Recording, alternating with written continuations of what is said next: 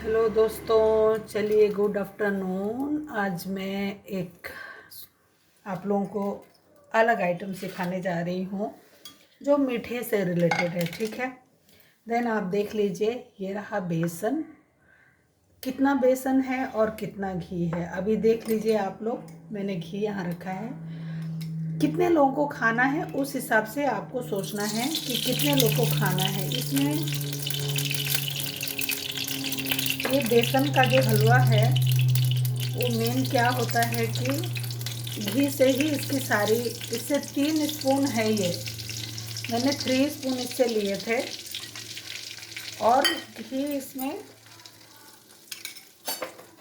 क्योंकि इससे घी से ही बेसन का हलवा जो है घी का ही खूबसूरती है। इसके में जो भी आप जैसे भी बना रहे हो इसमें लम्स नहीं पड़ने चाहिए, तो इसमें घी ही सबसे मेन है।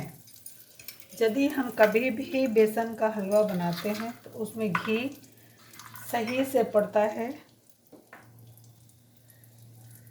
और घी के साथ साथ ड्राई फ्रूट्स की भी उतनी ही अहमियत है इसके अंदर। आपको जो सा चाहिए ड्राई फ्रूट्स, देखिए हमने इसमें बादाम लिया है, थोड़ा अखरोट लिया है, और देखिए ये एक नट्स है जो कि फॉरेन से ही है। इसका नाम मुझे कभी याद रहता है कभी नहीं, चॉकलेट्स में पड़ते हैं यही। और इलायची आपको आपके मर्जी के हिसाब से है। इलायची तो ज़रूर डालिए, क्योंकि इलायची डालने के बाद उसके टेस्ट में चौगुना ही टेस्टफुल हो जाता है। तो ये आप लोगों के हिसाब से है कि आप लोग को क्या करना है। और देखिए ये बहुत ही बढ़िया होता है, बहुत सीम आंच में बनाया जाता है, इसको ज़्यादा आंच नहीं डालते हैं। ये हलवा जो बनता है ना इतना टेस्टी होता है। तब तक मैं अपने ड्राई फ्रूट्स को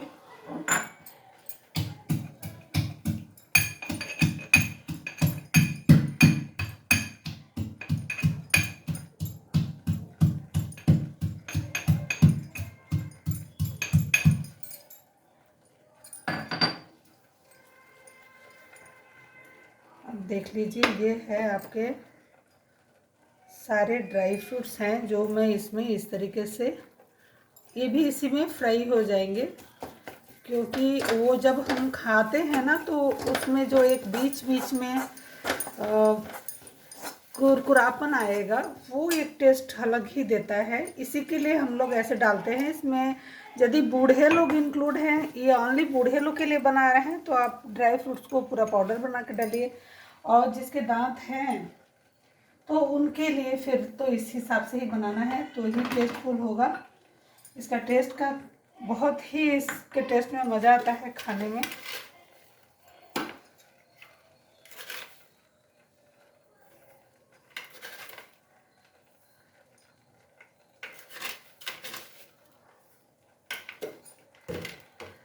और जिस स्पून से आपने शक्कर, जिस स्पून से इसको डाला था उसी स्पून से शक्कर भी उतना ही डालेंगे, तभी जाके इसके मिठास में वो आनंद आएगा। ये थोड़ा सा ही मिठाई, मतलब इसके लड्डू या आप हलवा दोनों में से कुछ भी कर सकते हो, और उसके बराबर ही डालोगे तभी जाके वो खाने में अच्छा लगेगा।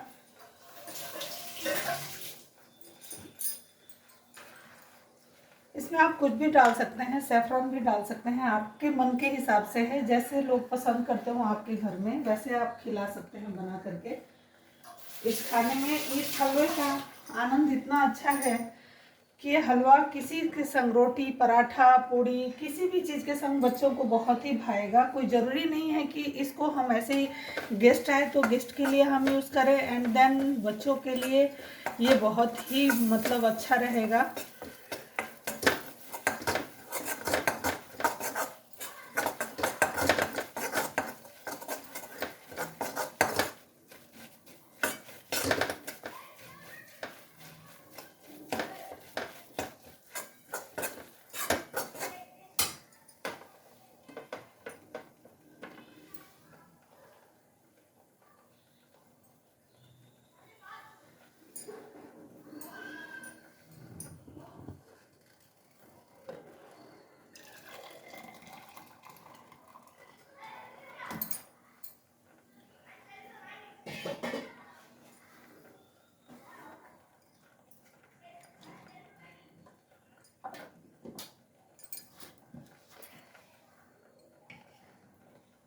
कोई चीज़ जब हम बनाते हैं तो दिमाग से बनाते हैं, उसके बड़े उसमें मन लगा के बनाना होता है। तो इस हिसाब से जब आप बनाते हो तो चीज़ें अच्छी बनती हैं और उसका केयर भी वैसे ही होना चाहिए।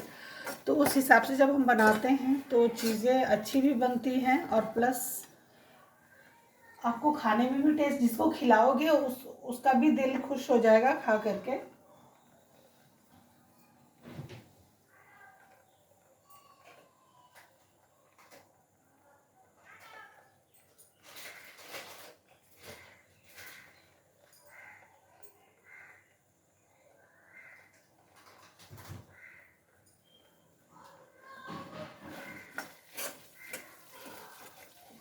अब थोड़ी देर के लिए हमने आंच को तेज कर दिया है बिकॉज ये पक चुका है, लेकिन इसमें हल्का सा बेसन का एक कलर आना चाहिए, वो कलर अभी नहीं आया है। तो पहले हम इसको सिम आंच में फ्राई करते हैं बिकॉज जो है अंदर से ये पक जाना चाहिए, इसके में थोड़ा भी कच्चापन नहीं होना चाहिए। और यदि शुरू में ही हम आंच को बहुत तेज कर देते हैं तो फिर उसमें वो सौंधापन नहीं आएगा जो हम चाहते हैं। तो इस हलवे का एक खासियत है कि थोड़ा अच्छे से इसे फ्राई करना है। तो पहले सीम आंच में ही किया जाता है और जब उसमें अच्छा से पकने लगता है तो एक खुशबू सी आने लगती है और उस खुशबू के आने के बाद ही हम थोड़ा आंच को तेज कर देते हैं और तेज करके अब फ्राई करते हैं कि उसमें वो एक कलर आए। हमको बाहरी कलर नहीं चाहिए, हमें इसके अंदर से ही वो कलर लानी है जिसको कि आप बनाने के बाद वो एक कलर देगा और वही देखने में आपको हलवा बहुत ही सुंदर लगेगा।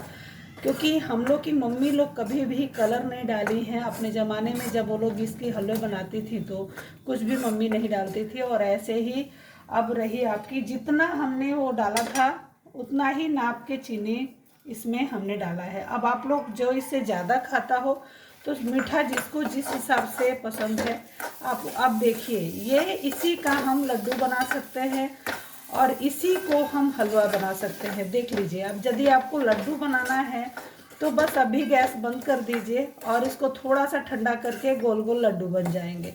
यदि लड्डू बनाना है, चूँकि मुझे हलवा बनाना है, क्योंकि हम मुझे अभी हलवा ही कोई मुझे ऑफ़र किया है मेरे घर में कि मम्मा मुझे चाहिए हलवा, तो इसलिए मैंने हलवा बनाने का सोच लिया। अब इसमें क्या है कि आप देख लीजिए कि कितना आपको क्वांटिटी में क्या करना है। तो देख लीजिए, ये इतना सा दूध है और धीरे धीरे इसके में हल्की हल्की छींटे जानी चाहिए। वो हलवा में कुरकुरापन होगा, उस कुरकुरापन को बरकरार रखने के लिए हमें वैसे ही डालना है। वैसे नहीं डालना है कि एक बार में डाल ले दिए और हलवा को बरकरार बेकार कर दिया, ऐसे नहीं। इसके में आपको धीरे धीरे ही करना होगा, जिससे क्या होगा कि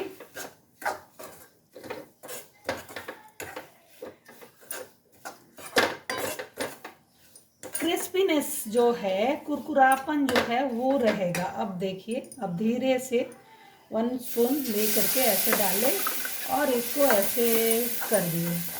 अब देखिए, इसकी उबलने वाली जो आ रही है ना, वो ही इसको बहुत खूबसूरत बनाएगी। देखिए, आपके हर चीज़ निखर के आ जाएंगे और एक क्रिस्पीनेस रहेगा। जो आप क्रिस्पीनेस किसी चीज़ में ढूंढते हो कि कुरकुरापन रहना चाहिए, वो कुरकुरापन कहीं नहीं जाएगा सीधे। तो ऐसे हम अपने हलवा को पूरा करेंगे धीरे धीरे उसके में इसको डाल के। और इसका बनाने का तरीका भी वही होना चाहिए। देखिए, ये जब कोई भी चीज़ में आप आगे बढ़ते हो ना, तो अपने ज्ञान को उसी तरीक़ा से विकसित करते हो और अगले को किसी के खाने और खिलाने वाली बात जब आ जाती है तो और भी बढ़ जाता है। बस वही थोड़ा थोड़ा ही डालना है हर मिनट्स में।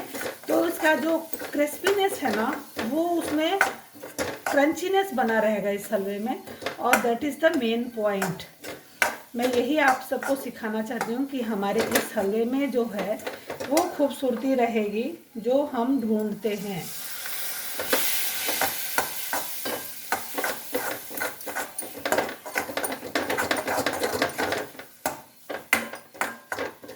और अब मिला जुला के मेरा हलवा हो गया पूरा।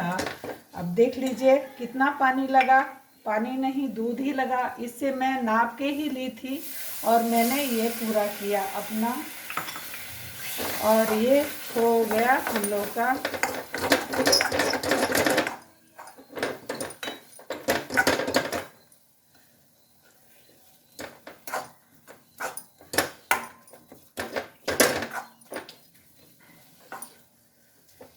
अब आप लोग को समझ में आ रहा होगा कि ये हलवा कैसा बना है, हमने अच्छा बनाया भी है या नहीं, ये अब आप लोग बता सकते हो।